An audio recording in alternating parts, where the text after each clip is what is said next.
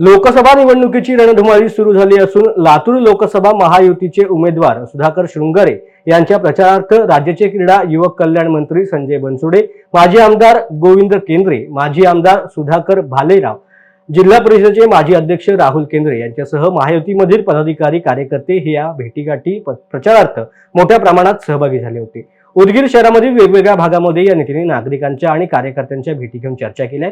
मोठ्या मताधिक्याने शृंगारे विजयी होतील असा दावा या नेत्यांनी माध्यमांसमोर केला आहे। आमचे शिष्टमंडळ असलेले सर्व पदाधिकारी, जिल्हा प्रदेश सर्व पदाधिकाऱ्यांच्या समवेत आज खासदार साहेबांचा घर चलो अभियान अशा पद्धतीचा दौरा उदगीर शहरामध्ये सुरू आहे। निश्चितच आम्हाला विश्वास आहे की 2019 मध्ये 47,000ची लीड होती, परंतु आता मला वाटत नाही की आता उदगीरमध्ये कुठलाही विरोधक आमच्यासाठी शिल्लक राहिलेला नाही।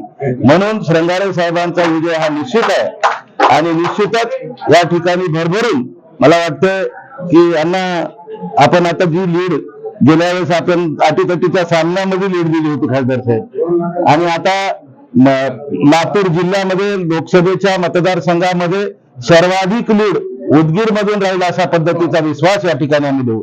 निश्चित रूपाने विजय हा भारतीय जनता पार्टीचा आहे।